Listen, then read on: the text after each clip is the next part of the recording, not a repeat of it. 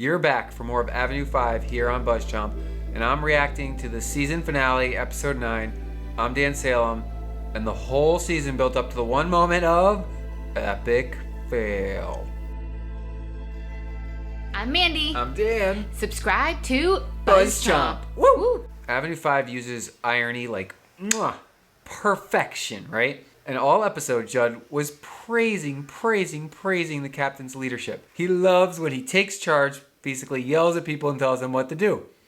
He was consistently doing this, except where it mattered most, and mainly because he's not a real captain, he's an actor. He doesn't really understand physics or how a spaceship travels. He was just pretending to be a figurehead. Therefore, we have ourselves the most epic fail ever. The passenger liaison was also given the duty of helping to usher the crap out the ship, right? The whole finale, the whole episode, they're trying to get the code from Matt so that they can open the airlocks and jettison all the weight out the back of the ship to propel the ship forward so that it will cut their trip down from 3 years to 6 months. They haven't really addressed the fact that simply losing weight would make them move faster at the same rate they're already traveling. But specifically shutting the weight out the back or shooting it out the airlock, which I don't really know how they're doing. They didn't really adjust that either, but it's not important.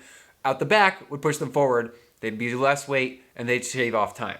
Using what amounted to common sense, except absolutely blatantly false sense, our passenger liaison, she and her husband Frank got all the passengers to use the 5 side airlocks because they were closer, more readily accessible, and since they were under time constraints, she figured, well, let's just shoot them all out the closest airlock instead of moving it all the way to the back of the ship. We'll be able to get more out earlier so that we don't cut it close to the 1 hour window in which we really needed to hit this jettison prior to, otherwise we wouldn't lose our time. They shot all of the crap out the side of the ship. Equal and opposite reactions.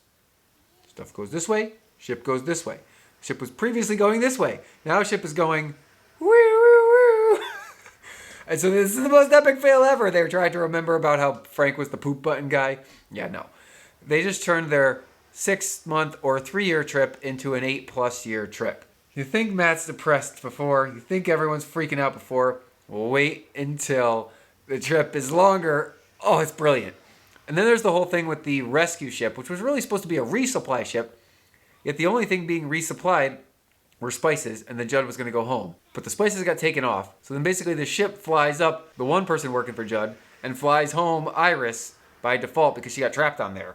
Even though it's probably better she's going home instead of spending 8 years up in space, but then she's going to have to be the face of the shitstorm down on Earth because now it's an 8-year trip because they gave the duties of shaving time down to a random passenger. There are actual engineers on the ship. One of them went out and cut off Joe's hands because Joe's handprints could be used to fly the ship, except that didn't work. So this guy thought that the handprints would be intact, yet probably should have already known that they would have deteriorated in deep space by now. And this same person was nowhere to be found. None of the engineers that lived under the hole in the ship, under the floorboards, were there to make sure that the debris and extra weight got jettisoned out the back instead of the side. There are a ton of side airlocks. Apparently every airlock on the ship has the same code. Apparently the ship has no means of maneuverability outside of shooting weight out of an airlock. It's just going, and it can't be stopped. It can be redirected, but it can't be stopped. I said this before, it's the most absurd part of the show, but it's rather funny because of the way it plays out in these epic fail moments of hilarity. Like the fight to get on the rescue ship so that they didn't have to set out the rest of the journey was wonderful. And then Judd was going to go, and then he got convinced to stay because he didn't want to deal with how much people hate him. The comedian was on and off. Other people were on and off. Ultimately, Iris, Judd's number 2, is stuck there, and she's leaving, we think. We'll see. But this trip is now 8 years. It's supposed to be 8 weeks. I love this. Epic fail. Rocket ships have means of propulsion. You shoot little jets of energy out specific spots on the ship to push the left, right, forward, back, stop, maybe. And this allows you to stick your landing. But the Avenue 5 was able to go this way. And that's it. It has no means of maneuvering as far as we know until they decide to add that into the story next season, because that's kind of how this goes. There's something that's not existent because it's funny, and then when it needs to exist, it exists. That's fine by me. This is a comedy. It's a space comedy, sci-fi comedy. Great, great stuff. We saw the stuff shoot out the side, and I looked, and I'm watching, and I'm like, oh no. And nobody on the show reacted until the one engineer who actually understands what's going on but has zero control over anybody realized, oh no. And then she had to explain it to everybody, and then everyone was like, what? No, you poop out the back. Everybody knows you poop out the back. Even babies poop out the back. You don't poop out the sides, you poop out the back. They shove the poop out the side, not the back. The analogies of the humor are so funny. They keep bringing back the poop jokes in unexpected ways. I mean, I knew it wasn't going to just let it die, and then they brought it back again for the other epic fail. So there's the poop shield, the ring of poop, and now the poop out the side instead of the poop out the back. I guess it was like an alien bursting from your belly, right? If that's the best sci-fi analogy there is. They didn't vomit because it didn't come out the front. They didn't poop, it didn't come out the bottom. It was an alien bursting out of the side, the belly of the ship. And that just sent it catastrophically in the wrong direction, just like the Alien movie. I'll probably lay down some predictions for season 2, as well as recap this first crazy-ass season in a few new videos. But this finale was just wonderful. Every episode of this season just got funnier and funnier and funnier, and it was a really much of a slow build, slow burn of idiocy, right? When you first meet these people, you don't realize how dumb they are. You don't realize that nobody's in control. You don't realize that the passengers are also just as dumb as the crew. There is not an intelligent person on that spaceship. Those engineers in the floor who should have been able to solve this problem now a couple weeks later, 4 or 5 weeks later, have done nothing. They haven't barely shown their heads. Maybe next season they'll actually appear. If it's the same actors or not, we'll know because they barely said a word.